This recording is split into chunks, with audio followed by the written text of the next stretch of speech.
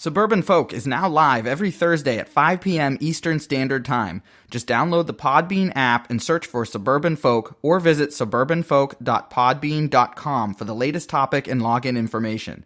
We'll talk about what I learned from our most recent episode, give previews of episodes to come, chat with our audience, and answer any questions they may have. We're grateful for all of our listeners that tune in and are excited to share the show to a larger audience. Subscribing, rating, and reviewing us on your favorite podcast platform is a big help, and be sure to share with your friends as well. For those looking to support us even further, a donation button has been added to our website at suburbanfolk.com. All money received will be 100% redirected into advertising and getting the word out about the show. Now sit back and enjoy this episode. Health, travel, finance, parenting, and home improvement. This is the Suburban Folk Podcast. $250 a month into my child's $529 from the month that they start kindergarten. I should be able to pay for 80% of my child's college. Because I don't trust that most people will eat their vegetables. So usually our kind of standard is 3 servings of vegetables per meal. You take something like a 2x6 and you cut it with a circular saw. That's like a superpower. Those middle school years are not as fun, but at that age, they're still willing to talk to you. Welcome to the Suburban Folk Podcast. I'm your host, Greg.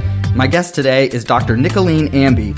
She's a group travel advisor and inspirational speaker. She has taught in several universities, colleges, and elementary schools across Canada and the United States for more than 2 decades. She holds a PhD, 2 master's degrees, and a bachelor's degree. As a travel advisor with Healing Wonders Travel, her mission is to inspire more frequent travel as an integral part of personal wellness, physical fitness, mental health, and emotional healing. She speaks and trains on the healing wonders of travel and the wonders of travel for employee productivity, in which she takes her audience to amazing destinations in pictures to trigger their sense of wonder, adventure, and desire to explore new spaces, places, and faces. More of her work can be found on her website at www.healingwonderstravel.com. Nicoline, thanks so much for joining me today. I'm really interested to talk about your perspective on travel. It's interesting in your bio. How did you get into travel advising from the world of education? That's a great question, Greg. Thank you so much, first of all, for inviting me to your show. I appreciate you, and thank you for your time, in making this podcast and inviting us to come on board. I appreciate you for that. In response to your question, I have had a very difficult life. I grew up a little girl in Africa with very limited resources to do the things that I wanted to do and be the person that I wanted to be. But very early on, I realized and recognized the power of education and how important education would be for me to achieve the dreams and the goals that I wanted for my life. So I took my schoolwork seriously. I became an avid reader and a very good student. I was top of my class always as a student. So after completing my education, I have 4 degrees: a bachelor's degree in law, 2 master's degrees, and a PhD in law, all with a desire to really continue to reach and stretch for the goals that I had in my heart. After completing my degrees, I taught law for 10 years and also now teaching elementary school special needs students. I've been teaching them for the last 13 years. So I've been in the field of education for 23 years, and I like to say that I went to school and never left. How did you end up going from law to teaching special needs students? I'm sure there was a lot of different twists and turns to where you came up to that, but it's kind of in a nutshell, how did that occur? Right. When I started having young kids, my husband and I started raising 3 children. I wanted a career that would allow me to be home with them after school, help them with homework, spend time with them after they would leave school at 2:30. So that's why I became an elementary school teacher, and raising 3 girls in the inner city of Compton. And also my husband, when I met him, he was sick for the entire 16 years that I was married to him. And unfortunately, he passed away 4 years ago. And I have had a very, very difficult journey in my life. And as I approach 51, I'm actually 51, as I approach 52, my kids have grown up and they're, 2 are in college now and 1 is going to high school. My life is looking at me and I'm asking myself, what's going to happen to me in the rest of my life? What am I going to do with my life? What do I want to do? And the answer to that question is, Nicoline, you got to get away. You have to get away. You have to explore new places, explore new spaces, new faces, meet new people. And that's how I got into travel. For me, it's truly a way to heal myself of all of the things that I've had to deal with in my entire life. And my goal is to get out there and meet people, see the world as I approach retirement, and to just experience new places and new environments and have new experiences as an integral part of my healing and moving away from a very difficult past. And that's why I got into travel. Up to that point, so like you mentioned, you were born in Africa. Mm-hmm. I know in your bio that you taught at least at some point in Canada. Like you mentioned, I think you're still based in Los Angeles now, if I'm not mistaken. How much travel did you do before making a very conscientious decision to make travel a part of your life? I'm assuming you've already had done a large amount of travel, just even... No, not at all. The only travel I did was remove myself from Africa, a young 22-year-old girl, and I got a scholarship from the Canadian government to study in Canada. And I landed in Canada, didn't know anyone, didn't know where to go. And the bus driver was very kind to me, picked me up from the airport and took me to the YWCA. That was the only travel I had done until I started thinking about the joys and the healing wonders of travel. The only other travel I did was traveling around to speak in different places. I was a parent empowerment speaker for 9 years, but that was work. For me, that was part of my job. I wasn't really traveling to heal. I was traveling for work. So at this stage in my life, I'm actually deliberately traveling just to heal myself and to encourage other people as well to just get away and experience the universe in all its wonders. I think that is an interesting distinction for business travel versus travel for pleasure. I know for myself, when I first got out of school, I thought it was so exciting to, go to a different city for work, and hey, they're paying for my hotel and, your food. And it's amazing how quickly that novelty of having it paid for wears away. And then, like you said, it's work. If you go to a city and let's say somebody asks you after, oh, what was it like? It's like, well, in a lot of cases, you're stuck in wherever that office is all day. If you have a family and, like you mentioned, your family, you probably want to get back to them as quickly as you can. So you're likely taking flights out, almost immediately whenever the meetings or whatever you're there to do are over. So it really doesn't give you a lot of ability to explore the town you're in. And of course, like you said, it's work. So you're probably focused on that and all of the stressors that potentially come with work. So I think that is a very good distinction. And I think something else you're hitting on as far as even in your journey from a professional standpoint, you mentioned having the flexibility with your kids growing up, which is something that we've talked about a little bit on our show with parenting. And I gotta imagine that as we get into more of the travel considerations, having that flexibility in your work life is probably pretty key and something that, unfortunately, I don't know that people review, let's say, their PTO policies or what kind of demands they're going to have day to day to even be able to travel and have some of that flexibility. Have you found that with your clients? Yes. Our mindset, many of us in this era, our mindset is we have a work mindset. It's about work and making money and taking care of the kids and our responsibilities.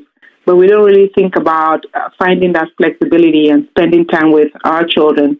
And that's what I was talking about for several years as a parent empowerment speaker, how important it is to intentionally make time to spend with our children. There was an Australian nurse. Her name is Bronnie Ware.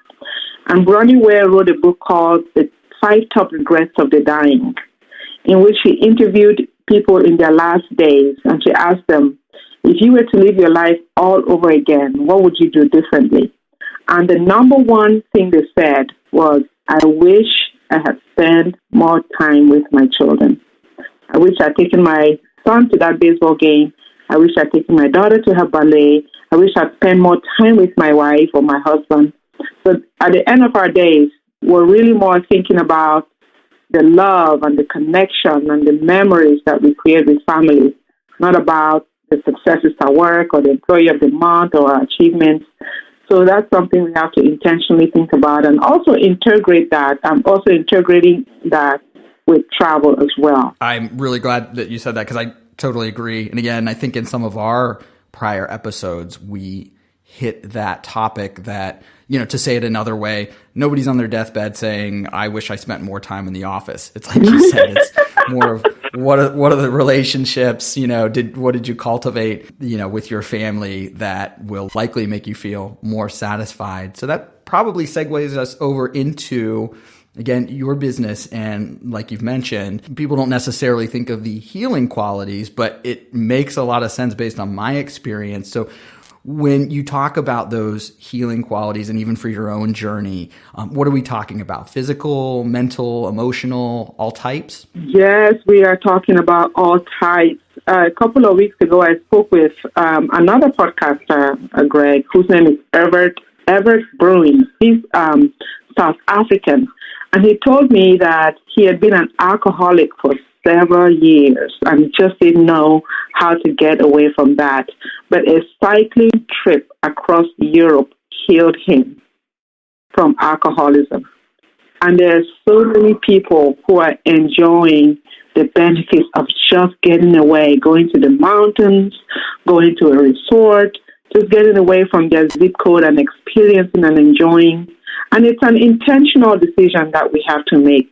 So yes, there are several studies that show that traveling heals, that it lowers our risks of heart disease, death from heart disease.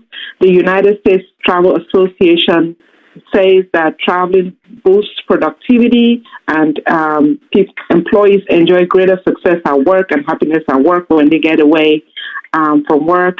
The Global Coalition on Aging says that older adults enjoy several benefits of traveling physically and cognitively. So there are real benefits. People get away and go do yoga in Puerto Rico because it's healing. So there are real benefits and documented research showing that there's a definite connection between wellness, spiritual healing, physical healing, and travel. Is there a way to categorize types of vacations that match with the type of healing somebody's looking for? So the example that you gave, the gentleman was biking through Europe. Well, just being able to bike, presumably a lot of miles, has a physical benefit to it. And I think for anybody that does something like biking, or even before we started recording, you and I were talking about long distance running, there is a mental release, I think, for that. But when you say physical, does it mean something that would be that physically demanding, or are we also talking about beach vacations and they could have a physical healing element to it as well? Yes, that's a good question. Yes, physical healing in terms of getting up, going through the airport, running to catch your flight, getting in the arrival airport, picking up your luggage, getting to the resort. And when people get in the resort, they don't stay in bed. They are active. They go around. They go to different places. Some people go sightseeing. Some lay on the beach and get vitamin C, vitamin D, which is good for the body. So that's physical healing. And then just emotional healing, getting away from stuck spaces, getting away from emotional stresses, things that bother you. When you get away, you don't think about them so much. Mental healing as well, just releasing problems from your mind. When you get away, you release mentally. And did I say emotional? So mentally, emotionally, physically, spiritually as well. A lot of people engage in travel for spiritual purposes as well. It's huge. And we just need to go on, and look at the research. And a lot of people are healing by just getting away. And maybe to expand upon spiritual, and that tends to mean different things to different people. From your perspective, what does that mean to you? From my perspective, spiritual healing is getting away and looking at yourself and thinking clearly about who you are, the choices you need to make, the direction you need to go in, and really clearly defining yourself. because we live in an era where everybody wants to look like everybody. Everybody wants to do what everybody is doing. There seems to be a way of doing things. But when you get away, you really connect. You really come home to yourself, and you start to think about the things that are more important to you and start staying in alignment with what truly matters to you. When in our usual environment, everyday environment, going to work, taking care of kids, it's hard to find that time. But you can create that time when you get away to really think. And when you come back a fresh new person. You think clearly, you have a well-defined set of principles and ways that you want to think and see. So it's very nurturing. It's very nurturing. Does that make sense, sir? It does, yes. And I think where you said sort of realigning yourself is an important concept that you can get very blinders on for your day-to-day, what you're doing. And it gives you a second, I would think, to even just step back and say, okay, are the things that I'm doing day-to-day just because it's my habits, are they getting me where I need to be? And it goes back to, what do you want to look back on your life and say that you've done? And if those habits that you've formed don't fall in line with what you're ultimately looking to achieve in your life, then hopefully, whether it's a vacation or hopefully that would give you a chance to realign, again, your day-to-day habits with ultimately what you're trying to do. Are there any types of vacations that you steer folks away from? And here's what I mean by that. Cruises are something that my kids are aged 3 and 5. So we're not like necessarily cruise people all the time, but right now it makes a lot of sense so that we don't have to deal with the car seats or, just other accommodations. So it gives us a little bit of seeing different areas, but also alleviates some of the headaches that come with traveling with smaller children. Another thing that would come to mind is like an all-inclusive resort that, you're pretty much on that resort. You're not necessarily getting out and seeing the sights or the culture. So that's what I mean by certain types of vacations. Do you steer people away from certain ways to see a new area versus others? Not really. It really depends on people's individual preferences. Of course, I think maybe you're speaking in terms of safety, being safe. When you're traveling with little kids, I would advise against just going to a resort, for example, in Jamaica, and you take your kids and you start going into the city, just to sightsee into the city. So that's dangerous because we don't know you don't really know how things work in a particular city. But other than that, traveling is pretty safe now. There are a lot of vendors and suppliers that have great safety measures and for families or individuals.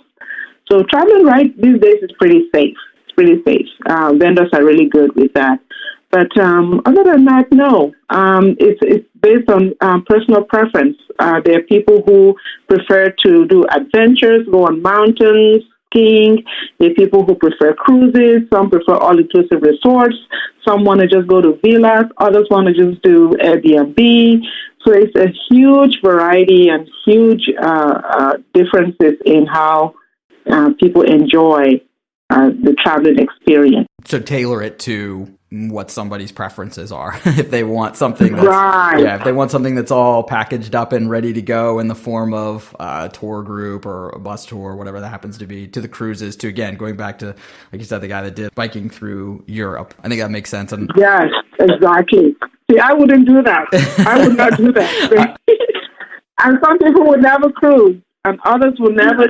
So it's really, and that's the beauty of travel. There's so much variety to cater to who you are and your personality and your what you want for your family and your children. Yeah, agreed. And like you said, with the amount of options that are out there now and relatively speaking being pretty safe, obviously use common sense depending on where somebody is traveling. But overall, most areas probably are pretty safe. It leaves it pretty wide open. Going back to the work part of it, for the amount of self-reflection like we talked about and physical, mental healing, do you have a recommended amount of travel that somebody should aspire to in a given year, let's say? Yes, I think in a given year, if your finances are limited, then once a year is very important.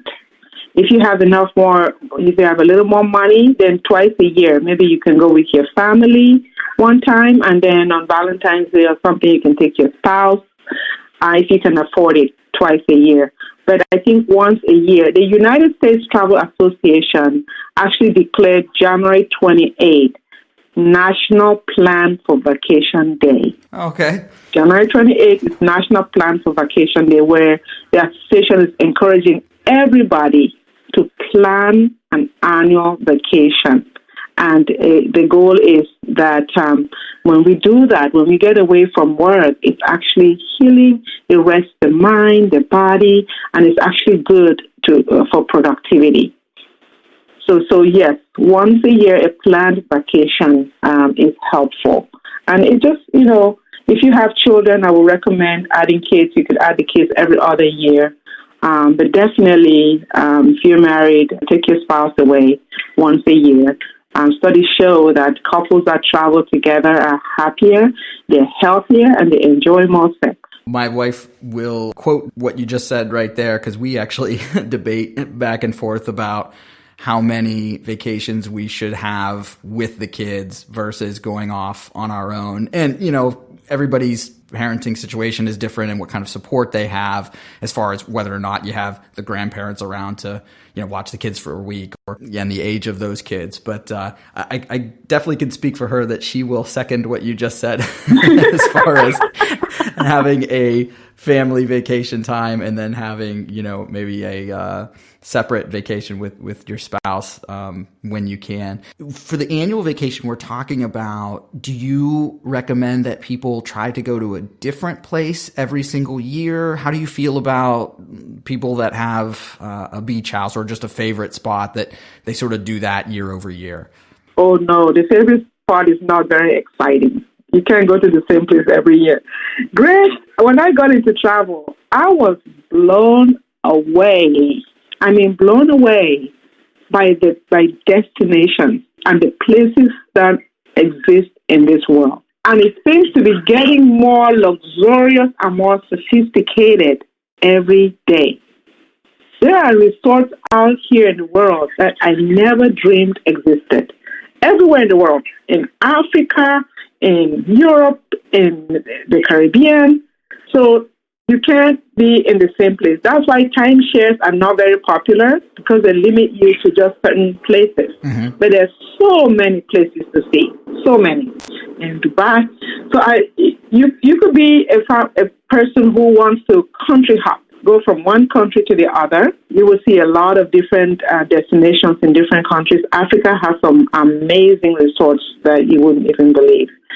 You could go country hopping, or you could go island hopping. There's so many different islands in the Caribbean, so many resorts. Resort hopping. So many resorts in the Caribbean, in Jamaica. And they are competing with each other to be the best resort. So, yes, go to different places. Even in the U.S., there are so many resorts that are coming up now, especially in Arizona, in Florida.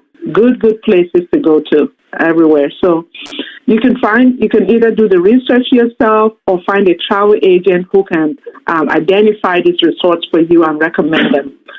That's what I share with my clients. To find someone who can do the work for you or do the research yourself. We have a similar mindset. Actually, some people that have kids that are older than ours that do either have, like you said, a timeshare or have a beach house of their own, we'll sort of talk about, that probably has some convenience. But I think what I've come to the conclusion on is after your kids get to a certain age where they can travel more easily and you can expand the places you're going to for all the reasons you mentioned, then you've sort of got to unload this property, at some point. And, of course, I'm sure you have plenty of opinions about timeshares. I'll share that my parents had one and they were definitely ready to offload it. Basically, they said they were going to use it for mine and my brother's honeymoons.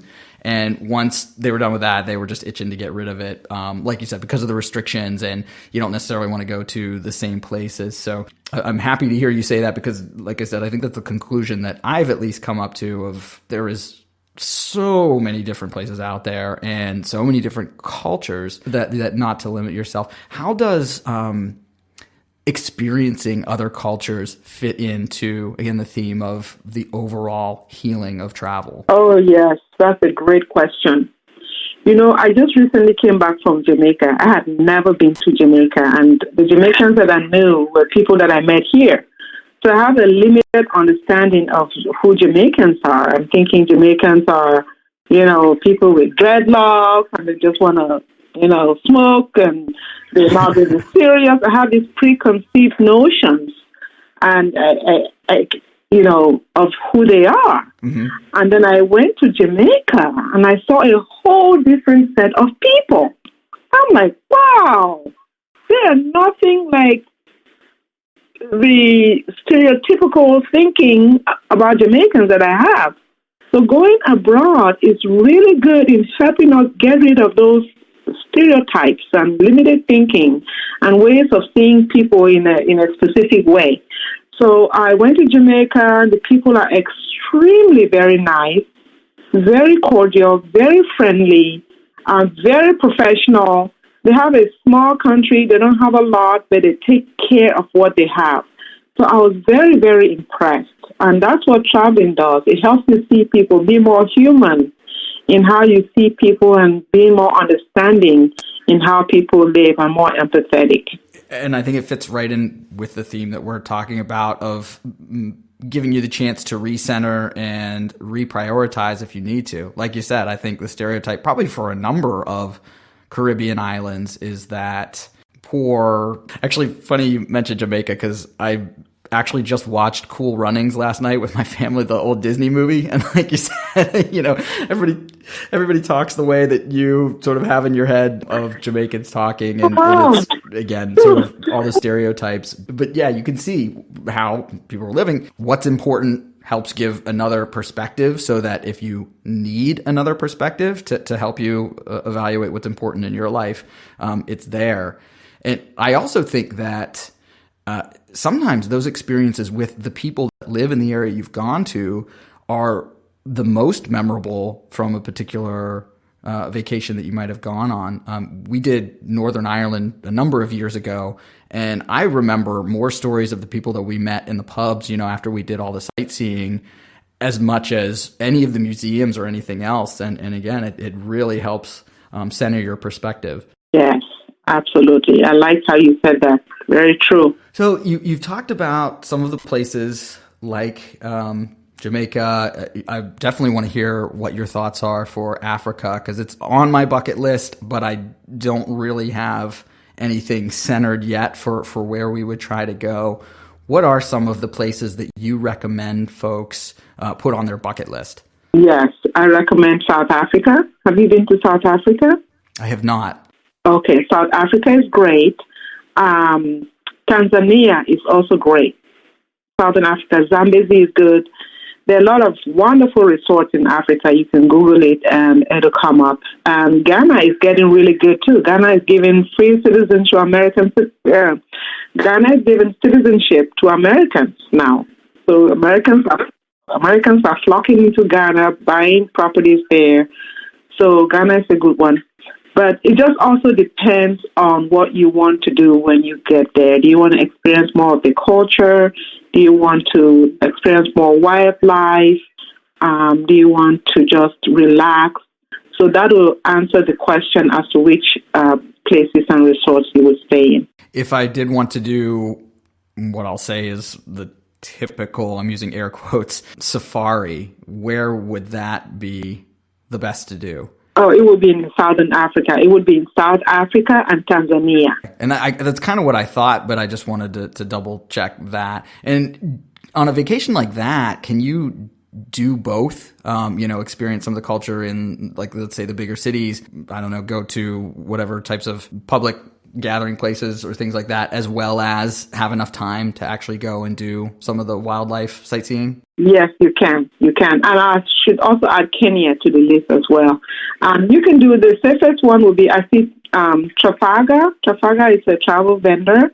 They're very good. They do tours, and you can curate your tour. and they pick you up from the airport. They take you to your hotel. They provide your meals. They take you on your tour. They have great guides, professional experts who have been vetted. So it's pretty safe. Like I said, travel these days is safe. There are some people who have traveled so many years, they can just get up and go on their own. They know, they know people and places and things to do when they go on their own because they've made friends over the years. But for those who have not done that, I really encourage going as part of a tour through a travel supply, a reliable travel supply. But it's very, very safe. And when you go there, you can't just get up and just go strolling on the street and just, go off on your own. That's how a lot of people get in trouble. You got to, be wise and be safe and be alert and stay within the travel requirements by the supplier. For the groups, the touring groups that offer, kind of packages that, like I said, whether it's a bus tour or other things like that, I imagine there are also services catering particularly to individual travelers. So if you happen to, be out of college or not living where all your friends were and you can't get on a vacation with your family or something like that, do you also recommend those types of services that welcome individual travelers and would even presumably pair you up with other folks to travel with? Oh, yes, absolutely. Yes. Solo traveling is very popular now. A lot of people are getting away and going away. That's not my thing. Would you do that, Greg? I would love to tell you yes, but the answer is no, because actually the scenario I gave, it pretty much describes my experience coming out of college. I actually moved to Salt Lake City for a couple years, didn't know anybody, and I really hadn't traveled in that area of the country at all. So I had a great opportunity to, go see Yellowstone, or I did get to Vegas at least. But really hit the Mountain West, but I didn't do it because I didn't have anybody to travel with, and I didn't, sort of peek my head out to find some other folks to go with. So it was kind of a missed opportunity. And only after the fact did I realize that there are at least some services available for people to do it. And like you said, I've understood that it's become more popular over the years, maybe than, when I was in that situation. Yes, there are a lot of travel agents who offer group travel, like group cruises or group retreats, and you can go as an individual and make friends or take a friend and travel with. I have an annual retreat that I do every year. In 2021, we're going to the Bahamas, and people are joining in. To those who want to go to the Bahamas, they're coming on. So you can be part of something like that if you want to be a solo traveler. Come on and make friends, or just bring a friend along. That's the best way that people are, well, not the best way, but those who don't plan to travel, you can go as part of a group. Even rolling that back to the points that we were making before about trying to get away at least once a year. So somebody that finds themselves in the situation I described, like for myself, you would still say, hey, if you just can't find somebody to travel with, it's still better to take that trip in that year and, again, find a group like this. Or would there be any other alternatives to sort of, I don't want to say check the box for that year, but it's more important to have that vacation in the year, let's say, than to wait just because you don't have the right set of folks to go with. Is that true? That's very true. I don't know if you know Tracy Ellis Ross, Diana Ross's daughter. She talked about solo traveling and how that really, really helped her. And she is really big on just getting away. Every year she goes away on her own. So if that's not something that people want to do, I wouldn't go. I'm not a solo traveler. I wouldn't do that. But for those who want to really just get away and just find themselves and start a new way of thinking, a new way of seeing, just starting to change certain things in their lives, that's a great opportunity just to go away for a day or two. But as part of your planned vacation, you want to find groups that are going away and be a part of the group. It's just a matter of paying a deposit and paying small payments, and you're going to be part of a group. But again, if you're part of a group and you don't really know anyone, I don't know how comfortable you would feel. So it just depends on people's personal preference, where they are and what what would make them more fulfilled. Yeah, I was actually going to say the exact same thing of one of the things we led off with, that personal preference.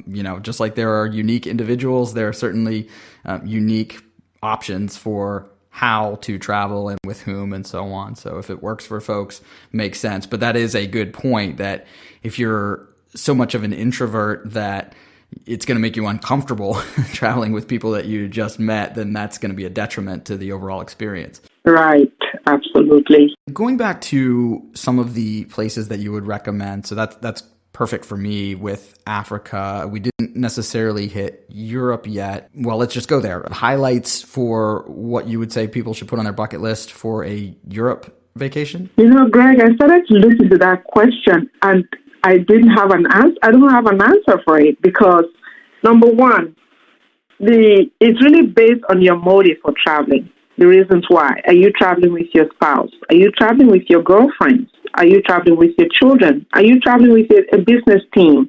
Why are you traveling? Are you traveling for health and wellness? Are you traveling as a family vacation? Is it an adventure? Are you just being curious? Are you traveling as a couple or as a group? Are you traveling for spiritual healing? So that will answer the question as to where you will go. So I could tell you, Greg, I could say, okay, go to a Sandals Resort in Antigua.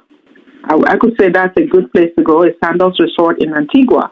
But you want to go with your children, that's not a good place for children to go. You know what I mean? It's an adult-only resort, but it's a beautiful, wonderful resort. So it's really based on who you're traveling with and how you want to feel when you get there and what you want to do when you get there. So when you answer that question, then a travel agent can help you determine the appropriate location and the appropriate country that will make you feel awesome after your travel experience. A consideration for us, again, with the kids the age they are, we thought about doing London this coming year. We did sort of a staycation in our area and did some of the museums, and the kids didn't do so good. So we sort of rethought, I always think, of course, history with Europe. And so there's going to be, I would imagine, in most of those vacations, some amount of historical things like that. So that was a consideration for us. Like, okay, if they couldn't make it in the staycation, then, we're maybe going to put Europe on hold a little bit. But again, it goes back to your point of... But tell me a little more, Greg. What happened? What did they like? We were just in D.C. and we did, the Smithsonian museum stuff. So this was the first time we actually tried Airbnb as a family, and the accommodations were fine in general, but they were not able to really get to sleep with their regular bedtime routine. Obviously they were basically in the same, it was sort of like a flat. So, the same room we are, which they're not used to that, having their own separate room.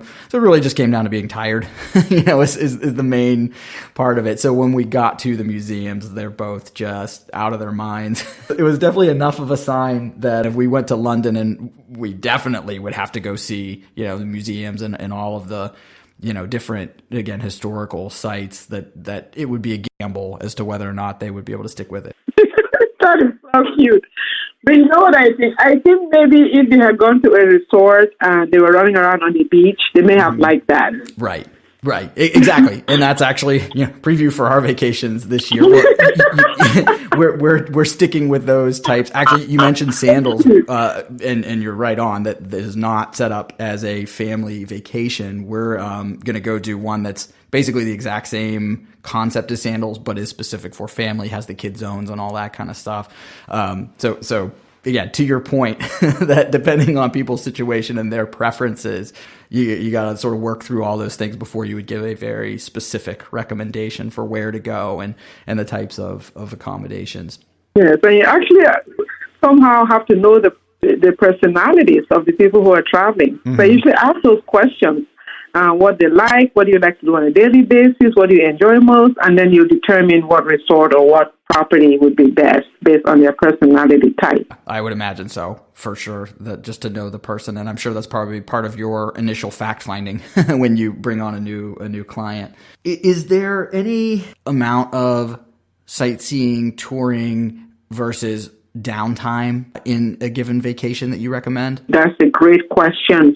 I went to when I went to Jamaica, it was for a friend's 50th birthday, But I felt exhausted coming back because she packed on so much. There was something to do every minute.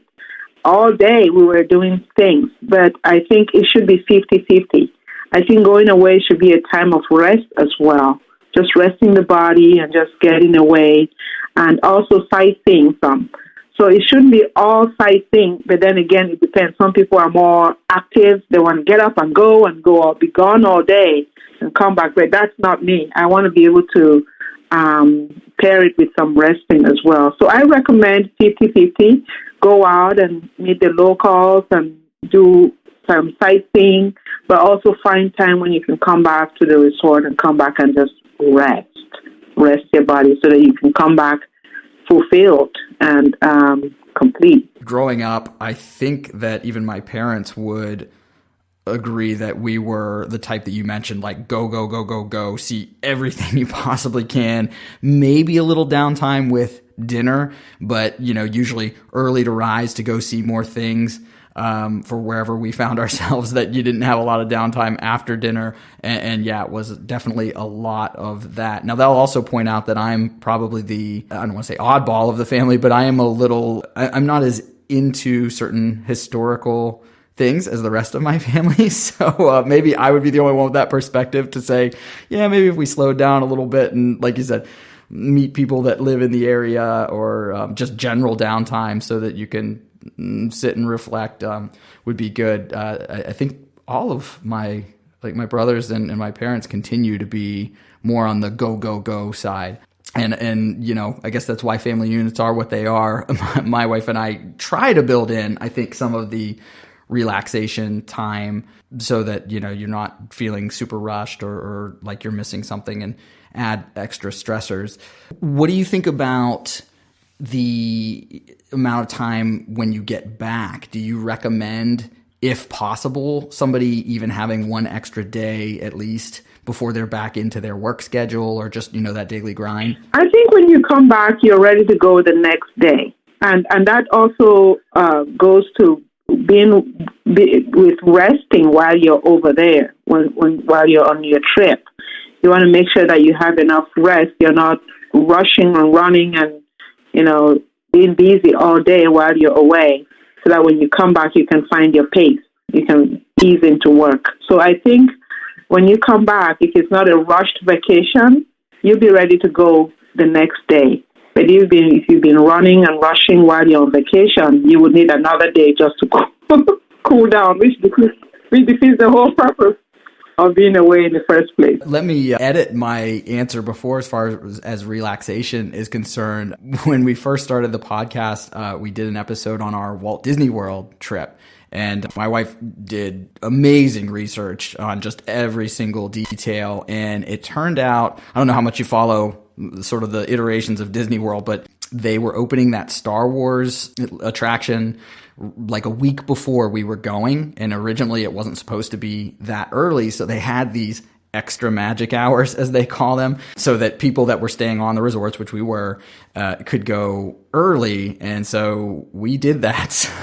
In particular, the Hollywood Studios, I think, was the park that has the Star Wars. I think it opened it was either 6 or 7 a.m. So, even though I'm saying, we sort of try to put some relaxation in, and we did, as far as like kids' nap times and being on the resort, so we at least could walk back and forth to some of the parks. We definitely had a couple of days where be in bed by 9 at the latest, because you're getting up at 5, and to beat the crowds and get everything in. And I know when we did that episode, a lot of the comments that came back was like, wow, you guys are being really optimistic with how the kids are going to be able to hang in with all the activities. But we did get them all in. But maybe we're not putting in as much downtime as I think we are after the fact. And you can always come back. You can always go back and say, this year we're going to do 1, 2, and 3. Next year we're going to do 3, 4, 5, and 6, and just pace yourself. That happens when you plan. When you plan, you can achieve without feeling, out of alignment, out of feeling rushed. That makes a lot of sense. Obviously, it depends where you're at, I guess, whether or not you think you'll ever make it back to that particular vacation spot again. But yeah, if you can break it up, you'll presumably appreciate it more when you don't have as much going on. So we hit a little bit, or at least alluded to, cost, just meaning if you can afford more than one vacation a year, go ahead and do it. But what are some of your strategies for making the travel accommodations more affordable so that people really are getting a bang for their buck? I think, first of all, I encourage people not to cheat themselves on a good vacation. Like, treat yourself. You work extremely hard. You go to work every day. You're very consistent with work. When it comes to your vacation, don't cheat yourself. So go where you need to go just to have the fun and feel the way that you want to feel. And in order to experience that, sometimes the vacations may be a little more expensive if you want to really treat yourself. So the best way to do that is to plan ahead. Plan a year ahead or 2 years ahead. Put down a small deposit and make small payments until you go on your trip, and enjoy the vacation that you want without feeling like, staying at a certain kind of villa is probably less expensive than staying at a resort, but you get more in terms of being treated, more luxurious treatment at a resort, right?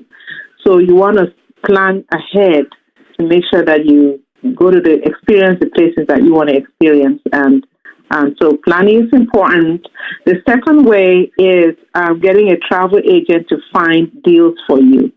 If you're not particular about where you want to go, there's so many deals, especially are you in Pennsylvania, Greg, or Virginia? There's so many deals coming out of the East Coast, Ohio, Pennsylvania. You could go to a beautiful resort in the Caribbean for $500, airfare included, 3 days, 4 days, 3 nights, 4 nights, 5 nights for about $500. So there are those deals that are available. If you're not picky as to the destination you want to go to, a travel agent can help you get those deals. And also, just planning ahead and working with an agent who can find those deals for you. And I'm sure some of those deals are available on the internet as well. So those are the two ways of making travel more affordable. I'm not the person who would do a cheap hotel, 2-star or 3-star, just because I want to be, afford it. I would rather take time and go to a more luxurious resort, but plan better, plan ahead.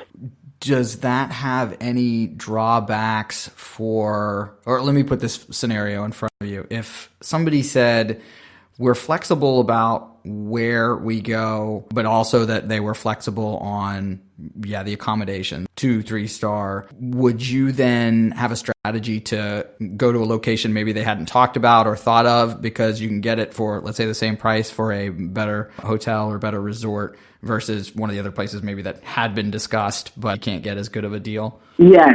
And I would share it with them. I would share with them what's available and how much they'll pay for it and how many star the resort is, and then they can decide. But I'll make that information available to them.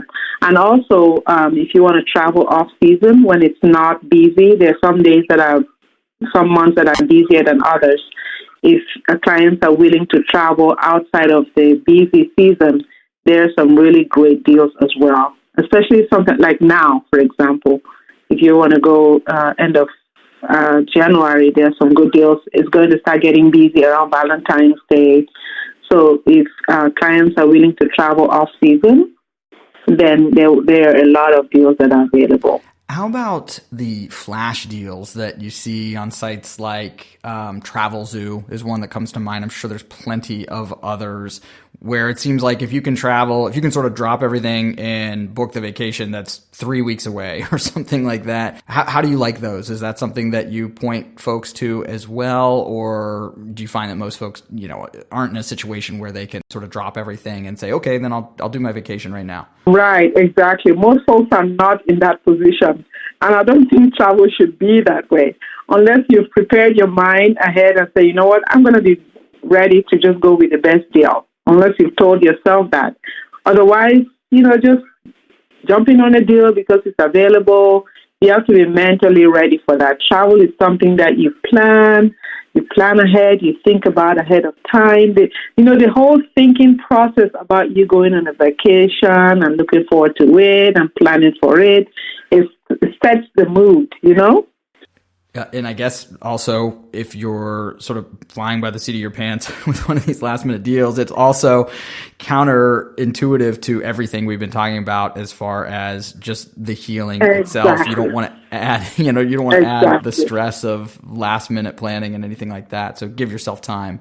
Exactly. Right there. Do you typically ask clients what their budget is and then present them options based on that budget? Or do you have them give, again, location, time of year, all those things that, like you said, can affect cost, and then you do the research and maybe give some options there before they say whether or not it's too expensive or not expensive enough? Right. No, I don't ask what their budget is, because then it starts to be about the money. And I ask more about how they want to feel while they're away, and who they're traveling with, and what they want to do while they're away. And then I'll share some recommendations. I'll share one more pricey destination, and then a medium, and then a less pricey one, and then they can choose. But it will be based on what they want first, as opposed to their budget. Yeah, I like that, because one experience we had with a travel agent was really the scenario that I gave. They said, "Oh, well, what are you looking to spend?"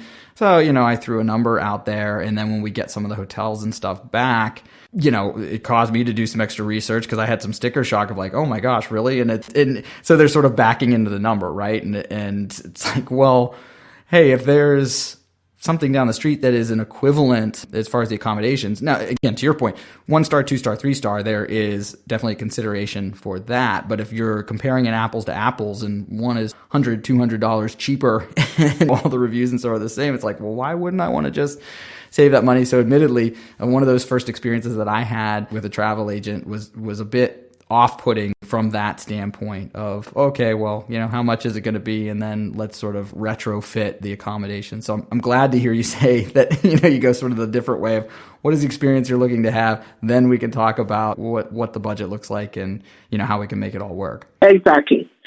For me, I truly believe that travel is about healing. I really believe that to my core.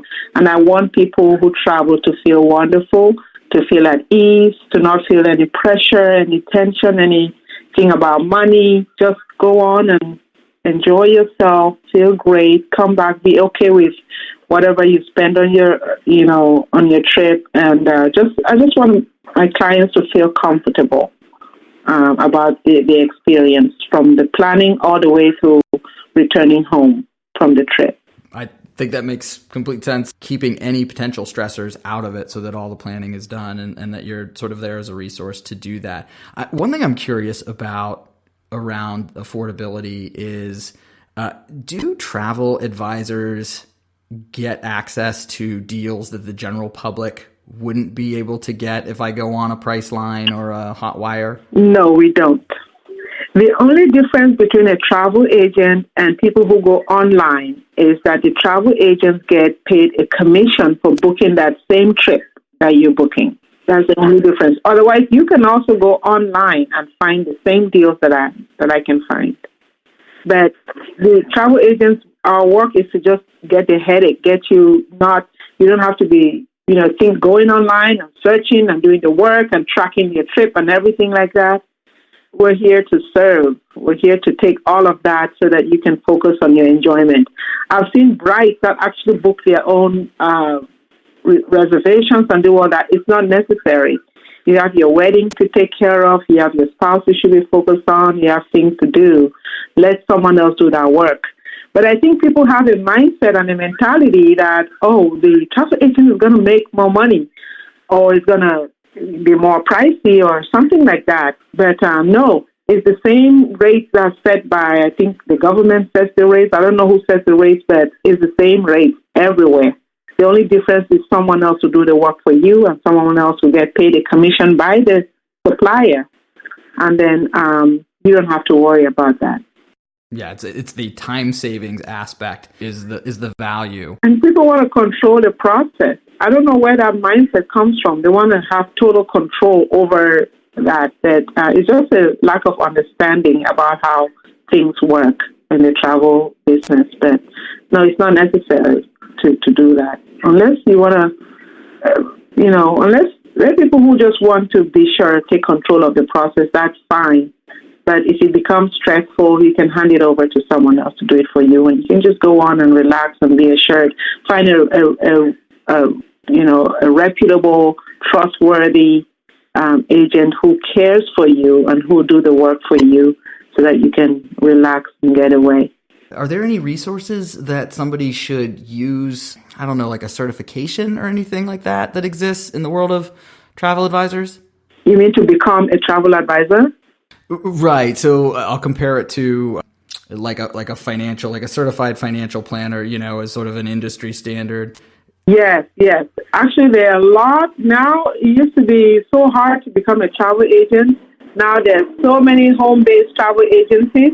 Anybody can become a travel agent. Instead of going online, spending hours and hours and hours and booking and doing all the work and not getting paid for it, you might as well become a home-based travel agent and book the trips and get paid for it. And people do that. They become home-based travel agents. They book trips. They start groups, and they take people on vacations and they get paid to do that work. I think it goes back to the trust thing that you were mentioning, that I'm wondering, if people get skeptical because, like my scenario, if you get a price point back that you weren't sure about, then it leads you to go and say, where did they get that from? Or, how come it's coming out this way? So I would imagine that making sure that your clients trust you and the research that you're doing is pretty key in the overall relationship building. Very good. Good point. Yes, a lot of people have lost trust in the agents they work with, so they want to just do it by themselves. Very good. Yeah, that's true. Well, are there any other resources? Like you said, it seems like the general public does have access to the same kinds of things as travel agents, but hey, travel agents are doing it day in and day out. So are there any either resources that you would point people to, or even just general tips that we haven't talked about for people to help make their travel accommodations? Not that I can think of. I think the most important thing is to plan ahead. Plan ahead. That's why January 28th is National Plan for Vacation Day. Plan ahead, and you can do it yourself, or you can find an agent, a trustworthy agent who will do it for you. But there's really nothing more to it than just deciding that, I'm going to decide that January or July 20th, I'm going to go on a vacation, and you start planning for it. And the difference between travel agents and online travel agents is that I don't think online travel agents have a payment plan. Yeah, so you have to pay everything at once. So when you work with an agent, you can make small payments, and it's easier that way for most people financially, just to make small payments as opposed to paying a lump sum of $3,000, $4,000 at once. So that's the only difference. It's just planning ahead and making sure that financially you can sustain the payments and be able to go away. That is also a good point. Again, wrapping up to all of the things that we're talking about, that you don't want to add any extra stressors you don't have to by being worried about whether or not your vacation's going to break the bank, with anything else that you've got going on. Right. Well, Nicoline, I appreciate your time. I think that's everything that I had for you. Do you want to go ahead and give folks your contact information, your social media information, and then any upcoming events maybe that you want to let folks know about? Yes. Thank you, Greg. Yes, my phone number is 310-293-3355. And my website is healingwonderstravel.com. So it's healingwonderstravel.com. Wonders has an S. So it's healingwonderstravel.com. And I am on Facebook, Facebook.com/Ambe Nico, or you can search Healing Wonders Travel on Facebook. I'm also on Instagram, Instagram.com/Nicoline Ambe. And I would love to hear from potential clients who want to book travel. I'll take time to work with them, find out what they need, make sure that they enjoy their time away, and I'll always be available while they're away to make sure that I can intervene immediately to solve any issues they have on their trip and while they're away. I do take care of my clients. Perfect. And I will be sure to put all of your contact information into our show notes so that way folks can easily get to you for booking their travel plans. And Nicoline, again, I really appreciate you being on the show, and I will talk to you later. Thank you so much, Greg. Thank you so much for having me. If you enjoyed this episode, please be sure to give us a rating on Apple, Spotify, Stitcher, or wherever you get podcasts. If you'd like to be notified of future weekly shows, please hit the subscribe button. Thank you.